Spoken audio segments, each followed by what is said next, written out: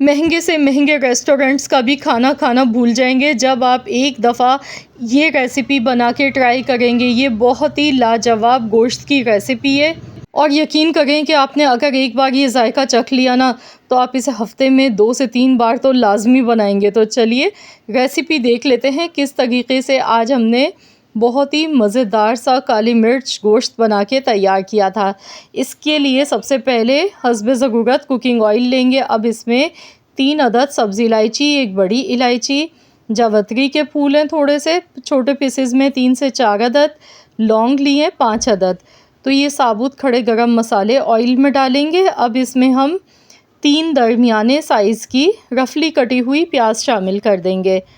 तो यहाँ पर बस प्याज को एक बार अच्छी तरह से मिक्स कर लेंगे। प्याज को कोई हमें फ्राई नहीं करना है बहुत ज़्यादा। तो बस यहाँ देखिए मैंने 1 मिनट के लिए प्याज को सिर्फ फ्राई किया।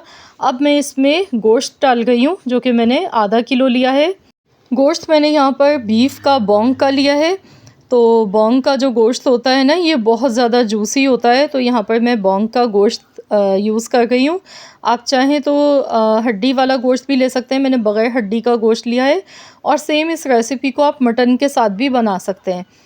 अब इसमें हम पिसा हुआ लहसुन अदरक का पेस्ट शामिल कर देंगे, 1.5 खाने का चम्मच।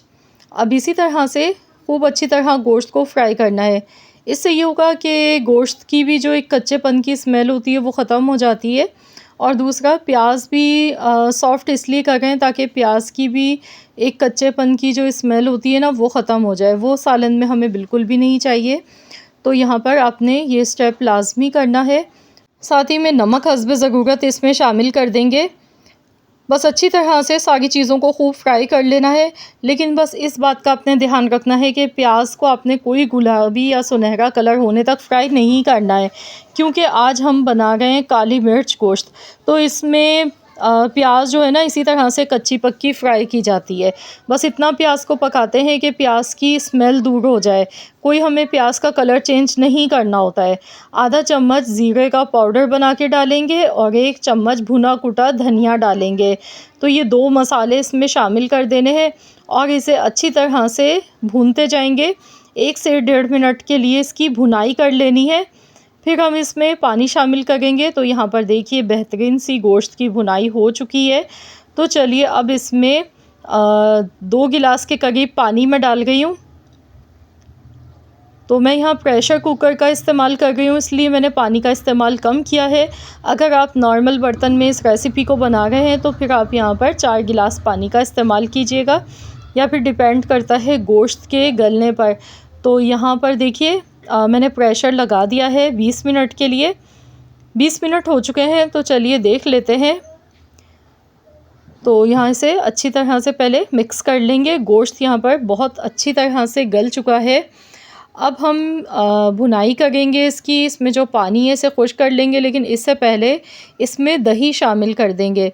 दही मैंने यहाँ पर 1.5 पाव के करीब लिया है, दही का इस्तेमाल ज़्यादा किया है। तो यहाँ पर देखिए 1.5 कप मैंने दही का इसमें शामिल कर दिया। बस इसे अच्छी तरह से मिक्स करेंगे। जैसे ही दही इसमें डालेंगे ना तो अच्छा खासा देखिए पानी नज़र आने लगेगा। तो इसे खुश्क कर लेना है अच्छी तरह से हाई फ्लेम पर। अब यहाँ पर फ्रेश आपने पीस के लेना है काली मिर्चों को। अगर आप पहले से रखा हुआ काली मिर्चों का पाउडर डालेंगे तो फिर वो जायका, वो खुशबू नहीं आएगी जो हमें चाहिए इस रेसिपी में। तो आपने फ़्रेश काली मिर्चें लेनी है। 1 चम्मच आपने काली मिर्चें लेनी है और फ्रेश ये पीस के आपने इस तरह से डालना है 1 चम्मच। अब यहाँ हरी मिर्चें मैंने ली थी, 4 अदद मोटी वाली हरी मिर्चें हैं, मैंने इस तरह से काट के ले ली। इसके साथ ही बारीक कटी हुई अदरक ली है 1 टेबल स्पून के बराबर। और बस इसे अच्छी तरह भूनते जाएंगे। इसमें कोई पिसी हुई लाल मिर्च या कुटी हुई लाल मिर्च आपने नहीं डालनी है। हरी मिर्च और काली मिर्च के साथ ही इसे बनाया जाता है गोश्त का। अगर असल मज़ा चखना है ना तो बस इस लाजवाब रेसिपी को बनाएं बग़ैर किसी मेहनत के, झंझट से। ये मिनटों में बन जाता है। अगर आप इसे प्रेशर कुकर में बना रहे हैं तो मुश्किल से आपका आधा घंटा ही लगेगा और बहुत ही लाजवाब मज़ेदार सा ये सालन हमारा बनके इस तरीके से तैयार होता है। लास्ट में बस हम इसमें डालेंगे फ्रेश कटा हुआ हरा धनिया। इसमें कोई पिसा हुआ गरम मसाला नहीं आपने डालना। बस जो शुरू में साबुत खड़े गरम मसाले मैंने डाले थे उसी की खुशबू से ये लाजवाब बनेगा। बहुत ही कम मसालों के साथ और बहुत ही लाजवाब और बहुत ही मज़ेदार सा ये गोश्त का सालन हमारा बनके तैयार हुआ है। तो आप लोग भी ज़रूर इस रेसिपी को ट्राई कीजिएगा। इंशाअल्लाह ताला आप सबको मज़ा आ जाएगा, क्योंकि ये वाक़ई में बहुत ही मज़े का, लज़ीज़ और लाजवाब जूसी बनता है, क्योंकि गोश्त इसमें हमने बॉन्ग का यूज़ किया है, जो कि खाने में बहुत ही मज़े का लगता है। तो आप इसे गरमा-गरम चपाती के साथ, नान के साथ या ताफ़तान के साथ सर्व करें और मुझे ज़रूर बताइएगा आप सबको कैसी लगी है मेरी आज की ये रेसिपी। उम्मीद है वीडियो पसंद आई होगी। वीडियो अच्छी लगी है तो लाइक कीजिएगा, शेयर कीजिएगा। मिलते हैं इंशाअल्लाह ताला एक और नई वीडियो के साथ। तो जब तक के लिए अल्लाह हाफ़िज़।